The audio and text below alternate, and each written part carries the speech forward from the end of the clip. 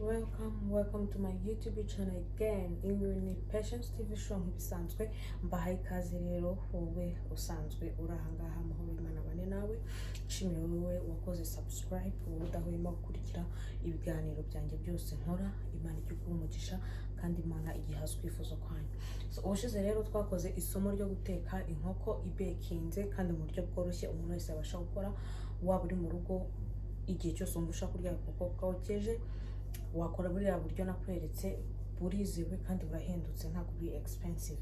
Uyu munsi rero tugiye gukora iki? Tugiye gukora inkoko yo muri KFC ariko twebwe turaza kwikoresha mu isosi. Turazirya ari inyama zimeze neza zitafungaguritse. Hari umuntu ateka inkoko wamara kwiteka ikaza kuvunguka ugasanga mu gihe kurya hasigaye higufa gusa. Rero today tugiye guteka inkoko iraba ikomeye ku buryo no mu isosi turakuramo tukabona ni inkoko ikiri yose itigeze isaduka. Turakoresha iki rero? Hano hari ibirungo nateguye. Hano nateguye ibirungo byo kuzakoresha. Harimo seleri, harimo agapuwaro kose, nkunda agapuwaro cyane, harimo pepper, pavro, hakabamo inyanya ebyiri, hakabamo n'igitunguru.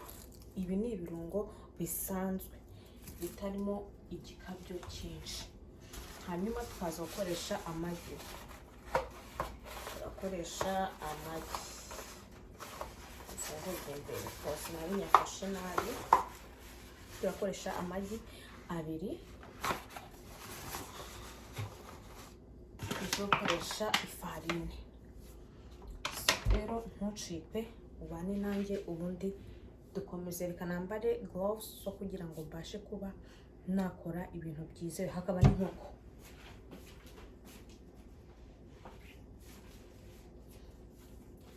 So rero guys, mube hafi mwicare twigane. Izi byazo ziba zizewe kubera umugabo we yanguriye kugira ngo mbashe gukora ibintu bisa neza biri clear. Hanyuma rero nyuma y'ibi ngibi byose tugiye kubanza gufata za nkoko zacu tubanze tuzimarine. Turazimarina gute rero? Hano hari inkoko izi vuba zacu ngizi. Ibi birungo birabira hirya nagira ngo mbereke ibirungo turi buze kuza kwifashisha mu gukora izo nkoko zacu. Turabanza dufate ku gafarine. Kubera ko za nkoko twanje kuzironga kugira ngo havemo barafu no kugira ngo haveho umwanda tubanze tunyanyagizeho agafarine gake. Agafarine gake kuri buri nkoko. Ndumva muri gukurikira twese turimo kujyana ntagire utakara. Banze dufate inkoko yacu tuse nkaho tuyimarinaho agafarine kugira ngo bidufashe ko inkoko iraza kuba yumutse. Nyine ntituyishyiremo ari ukuntu uteka washyira mu mavuta kubera na kwa gukonja na ya mazi yari kuri ya nkoko bigataruka cyane, ugasanga rero bibangamiye umuntu uri guteka. Sometimes biranatwikana ugasanga biguciye igisebe, amavuta aragutarukiye, ya nturi buze kujya kure ya nkono yawe ntujya kururaza gusanga ari ibibazo. So rero ibi ngibi bidufasha ko ya nkoko yacu ibanza kugeramo agafarine kugira ngo mu kanya dushyiramo ibindi birungo cyangwa dukora ya magi yacu nyine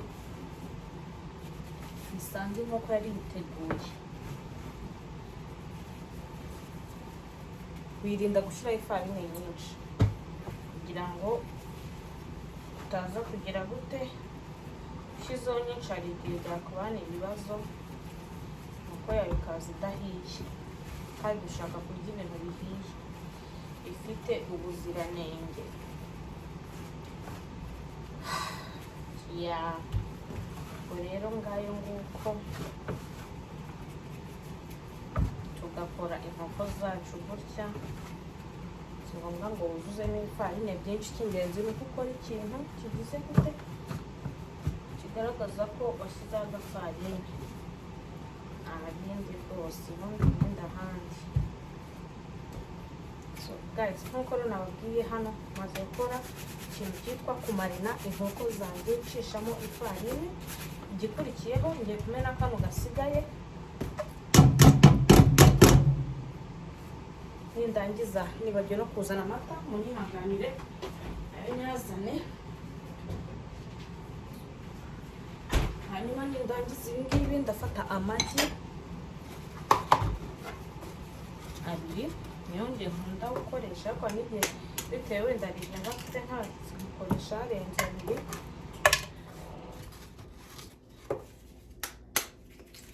Amagi abiri aba ahagije kuri portion yanjye y'abantu ndi buze gukorera. Mfatiye ku mata, ntabwo nkora byinshi, ndakora duke turaba dushobotse. Mfate ku gafarine, spoon yanjye iri kure, uranyihanganira ndapima nkurikije ijisho, ubundi nagakoresheje ikiyiko.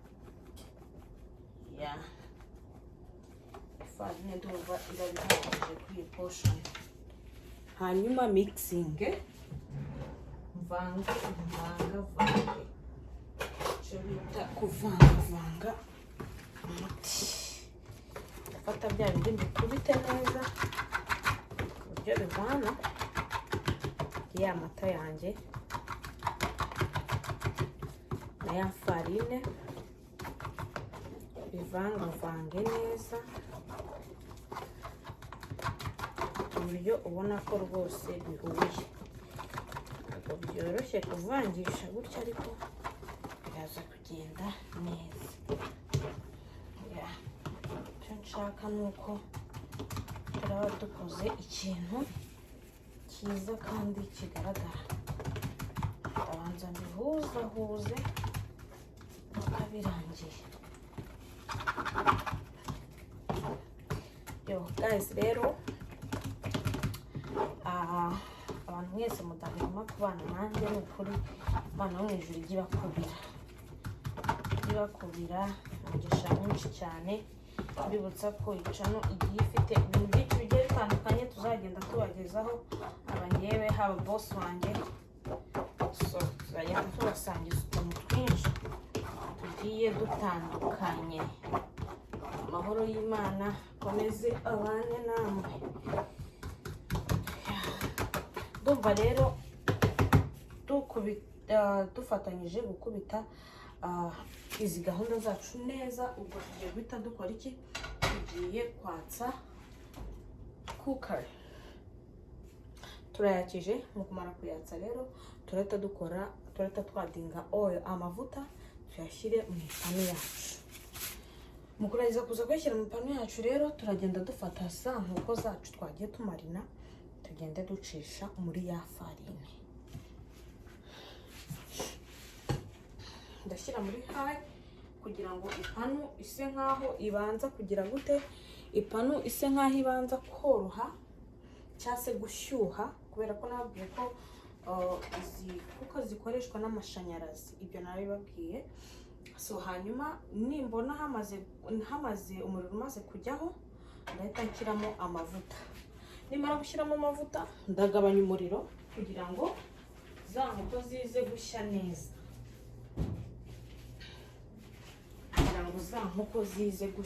neza. Ndakeka hano birimo biragenda byiza, hari ugenda hashyuha. So rero iyo ashyushye nkahitamo wenda sinzi niba mubibona neza, hakamo umutuku. Kuri video y'ubushize nigeze kubereka, mwabonye ko hari hatsemo umutuku. Smells good, simbabeshye, smells good, perfect. So ndumva uko biri ibintu bimeze neza. Ndabanza amaya mu rwego rwo kutangiza umutungo w'urugo, hanyuma nze gufata no ku yandi hano mvange, kubera tugiye gukora ikintu cyitwa deep frying. Deep frying ni ugufata ikintu ukakidubika nyine mu mavuta, so rero ntabwo twakoresha utuvuta duke cyane. Noneho bino nimbirangiza ndagabanya wa muriro wanjye kugira ngo bize kumfasha iki, kuza guteka za nkoko zanjye zitabarutse zihiye neza. Ko bishoboye yacishamo icyuma hano kugira ngo amavuta aze kugeramo. Noneho rero tugiye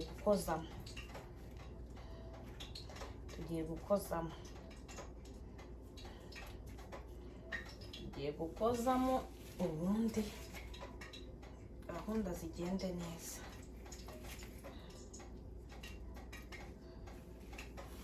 Eshatu ziraba zibayemo hano.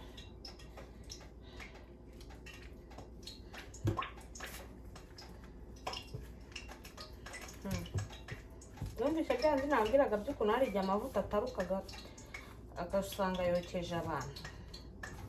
Nuko nguko rwose. Dore inkoko yacu nuko tuyikuyemo ahangaha igize ite imeze, nuko iraba imeze. Ubundi kuba bishoboye bafite amashaperire bahita bashyiramo twa shaperire, ariko waba nta shaperire ufite inkoko ukayikoresha gutyo.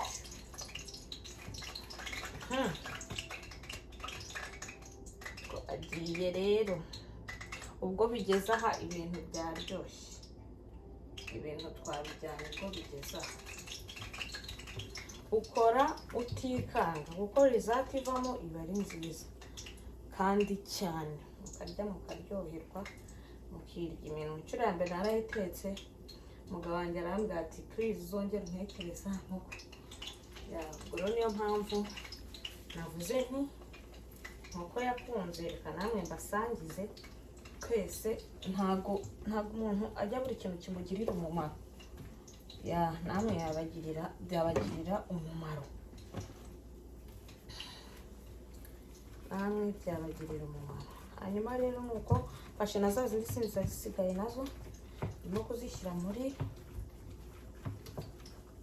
ya magi yacu n'amata, nabyo kugira ngo tubihereze gahunda nzima. Ubwo mu gihe utegereje ko bino bishya neza, nuko ibintu biraba byifashe. Dutegereje ko bino bishya kubera ko twakoresheje umuriro udakabije, ugiraho gake.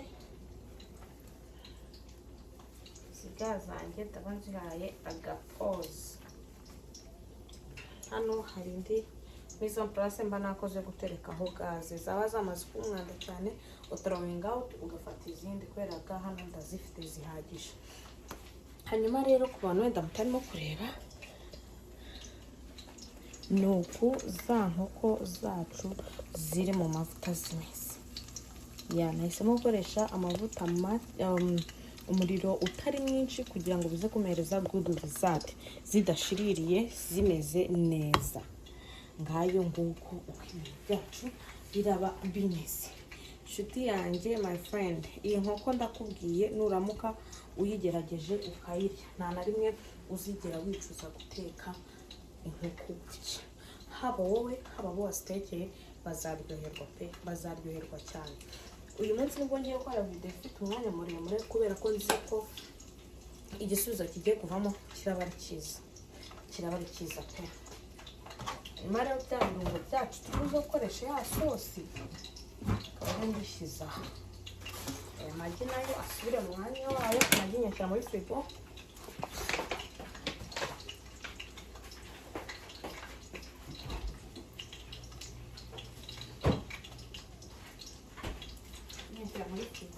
Hanyuma niturangiza ndabona igisubizo kirimo kiragenda gisa naho gisa neza, ibintu bikagenda neza.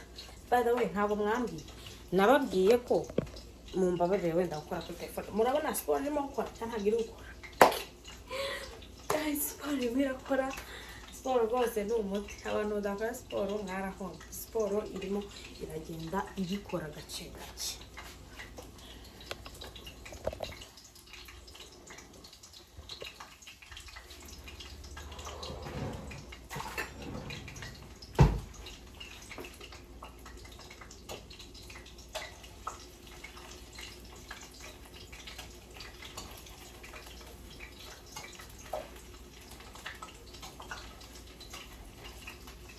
bigusaba guhindura witonze, byakuhinduye nabi byakwica mu jisho.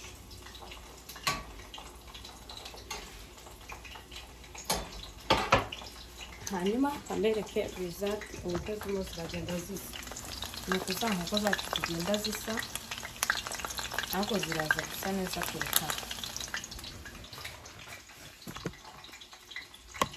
Eyangana agatepi kanjye kabifasha ko ntabwo nakazana. Mbabarire munyihanganire, utaha bizagenda bihinduka gake gake.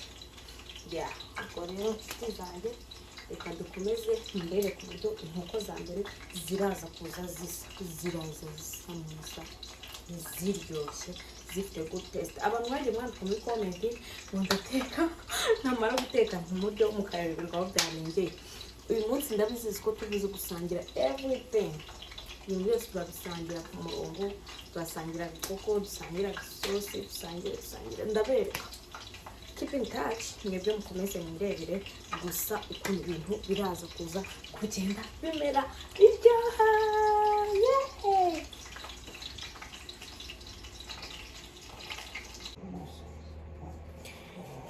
Welcome back to Patient TV show. So rero inkoko zacu tumaze kuzikora. Tada! Ngazibonye? Nuko nguko zimeze, mumbwire. Murebe. Inkoko urayifata nta kujegajega, si niza no kuza kubiri mu isosi iraba ari inkoko itabasha gucikagurika. Rero tugiye gukora ya sosi yacu, umuntu tuze gushyiramo inkoko, ntegurire umugabo wanjye n'umwana twirire. Kubera ko nkoresheje rero ya mavuta n'ubundi nanakoresheje muki, nanakoresheje mu gukora inkoko, that's why mwumva bisa nkaho biturika cyane. So hano rero utarebye neza akajisho kagenderamo da, akajisho kagenderamo ba. Igihari nuko ibintu byose bigomba kugenda neza.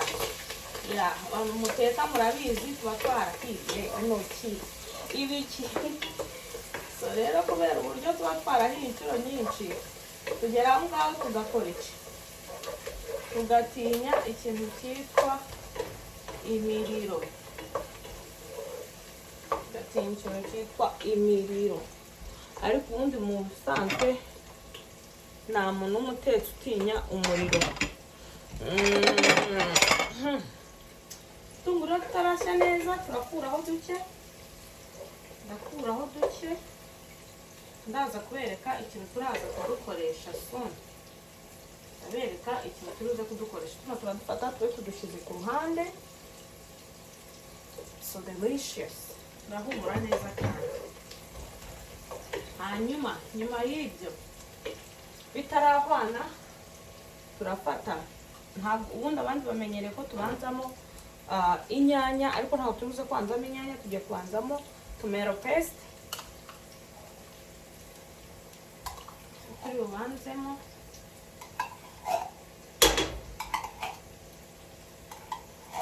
shyiramo neza, banze ragure. Temperature y'umuriro uriho urahagije kuba waduhereza result nziza dushaka. Kiri muri 4 n'igice kugira ngo tubashe gukora ibintu tudatinze cyane mu nzira. Ndabanza nkeke tomato paste neza, ishye neza, ihwane ku buryo nta kintu cyitwa ikibisibisi kiri buze kugaragaramo cyangwa se kumvikanamo, ku buryo ibintu biraba ari sawa cyane. Okay? Dore ukuntu ibintu byacu birimo biragenda bisa. Si?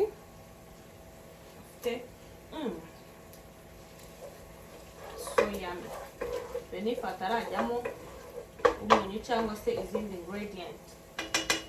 After this, turakora iki? Turareka hanze hajyemo akariro gake gahagije nze mfate umupfundikizo mpfundikiyeho.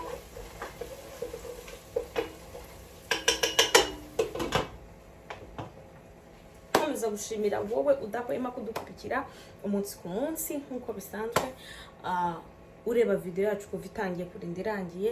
Ni ukuri ndabizi ko muri buze kwigamo ibintu byinshi bigiye bitandukanye, uburyo wajya uteka uturyo twawe dusa neza turyoshye, abantu babirya bakajya bahora iwawe bakomanga. Keep in touch, mukomeze mwebwe mukurikire gusa. Dusa nkaho tugiye gusoza stage ya nyuma, ubundi sosi yacu ikabirarangiye, tukaza gushyira icyo kurisha, nkaza kubasavinga tugasangira. Aho utabasha kubibona, Imana kugire neza, kandi tuzi neza yuko mu bihe biri imbere ibintu bizagenda neza. Mwisi duhura n'ibintu byinshi bigiye bitandukanye, ibikomeye, ibyoroshye, bitubabaza, bitunezeza, ariko wowe utabashije kubona icyo kurya uyu munsi, ejo wakibona. So ya minota yacu twa twihaye isa nkayo iragira, turakora ku buryo sauce tomate ishya ku buryo nuyirya utaza kumva nyine ibintu bimeze nk'ibinyanya bitahiye neza. Impamvu tubanzamo iki tomato paste, murabizi ko mu busanzwe yo irakomera, inyanya zo zishya vuba, ni ibintu byoroshye. Ariko iyi kugira ngo ivemo kibisi kugira ngo nyine ntuza product baba baravanzemo zibanze zishye neza, bishye nyine bihwane ku buryo umuriro bikubita neza. Ubwo rero dusoje ibyo tugiye gushyiramo za nyanya zacu.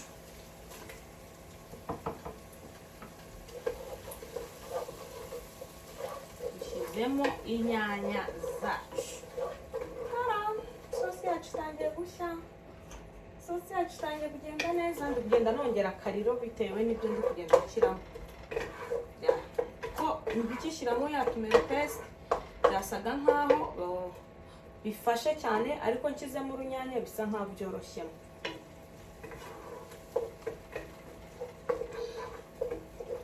So hanyuma ngere mbe mpfundikiyeho umwanya muto cyane. Ndaza hano mfate ikirungo kiza kujyana na ya nkoko yacu.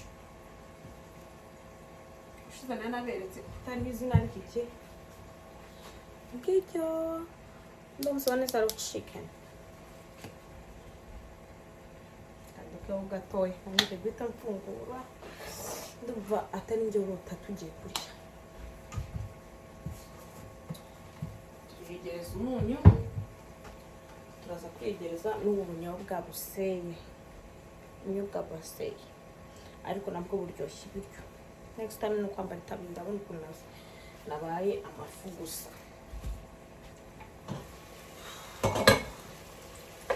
Mbona sosi katangiye guhumura pe.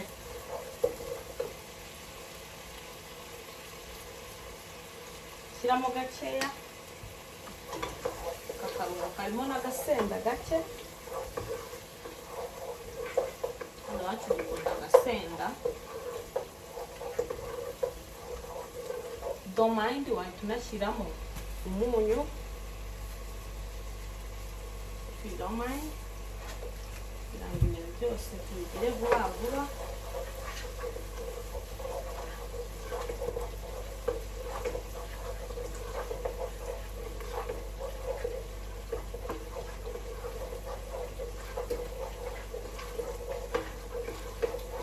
Like this. Fata tungurusumu.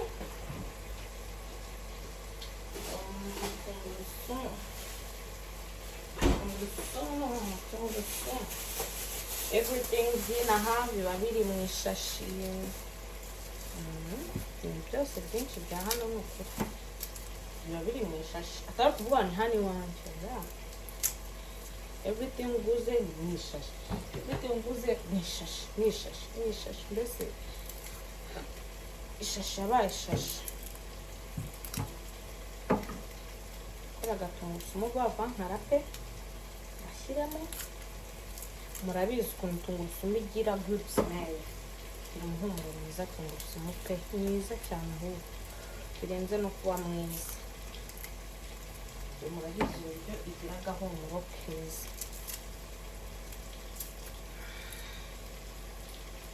this tarongo udutungurusumu twanjye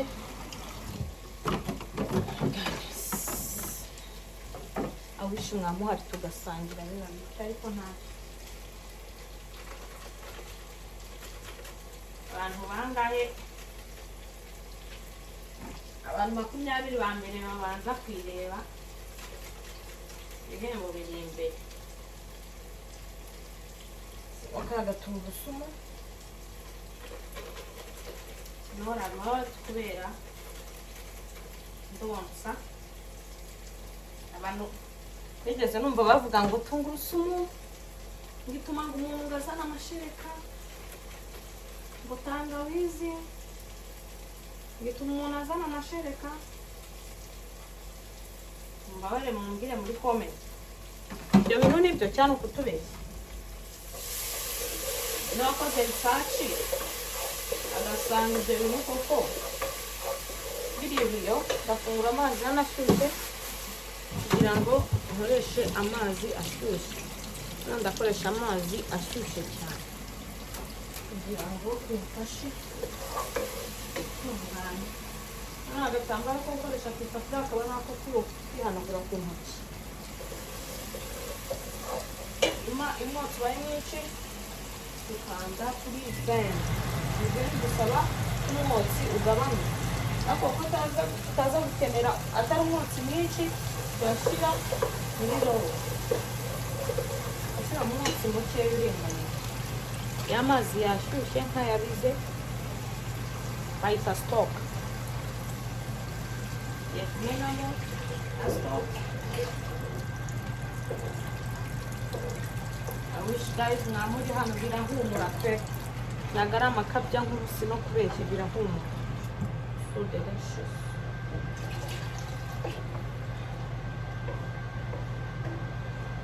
birahumura pe rero twasitemo amazi ahagije tugiye kongera ikintu cyitwa akariro kongera ikintu cyitwa bereke uburyo tugiye gukora gahunda zacu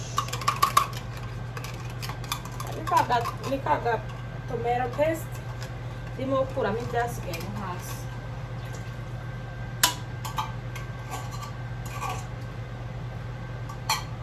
so guys after this ngiye gupfundikiraho ndetse mbongeho gake numva ko umuntu ari wo uhagije nasako nongeramo akandi gake nindangiza ndakora ikintu cyitwa gupfundikira nibwo bwa mbere kuva mbayeho nkoze video y'iminota myinshi pe muzamfashe muyirangize turebe hamwe ukuntu ibiryo bimeze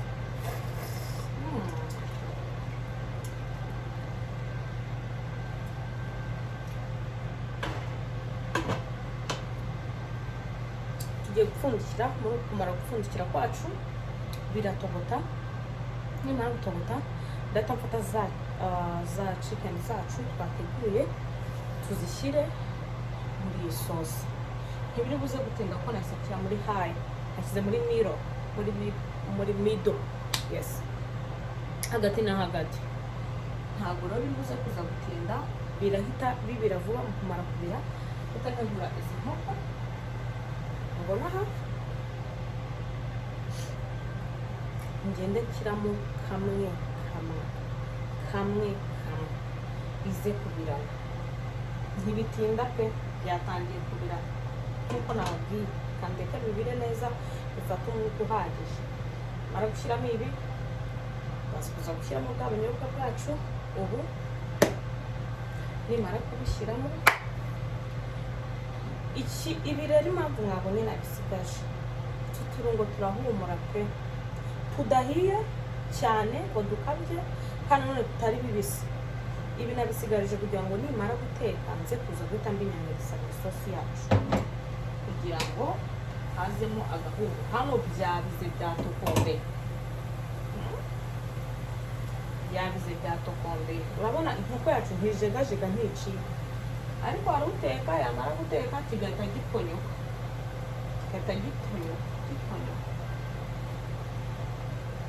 Yeah,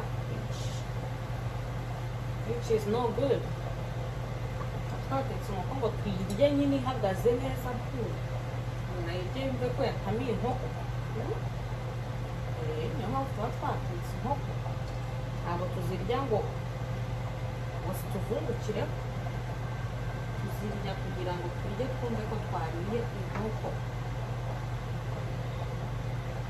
Dear friend, ibiryo biraryoshye pe, ni ukuri. Think so ko bamwe barajyana amakabya nkuru, ariko biraryoshye. Naratetse for the first time, umugabo arambwira ati zambara wongere uteke bino biryo. Rero ndavuga ati ibiryo namwe nazabibasangiza. 2 spoons ziba zihagije, si ubumwe 2 spoons ziba zihagije, kuko mbona urakuza kuwumwika nwika. So guys, rero uko ibintu bimeze. After this ndatangira mu tuno turungo, nyuma yo gushyiramo uturungo mpite mbasavinga mu buryo bw'ibiryo byacu. Birabiryoshye pe, birabiryoshye.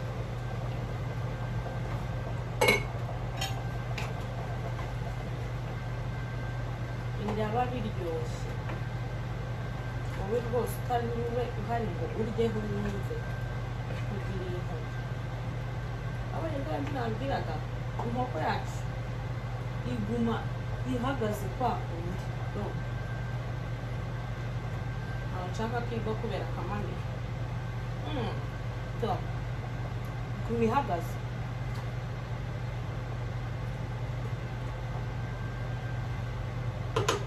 Oh my goodness.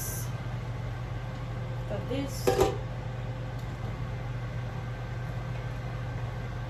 pakurongo ndabishyiramo noneho biraza bihumura rwego ntabasha kubabwira.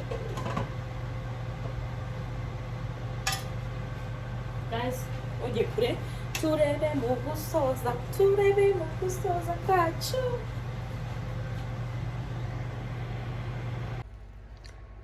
So ngiyi rero ending y'isosi yacu nuko byari byifashe. Was so delicious. Dore inkoko zose ziri tayari. Welcome.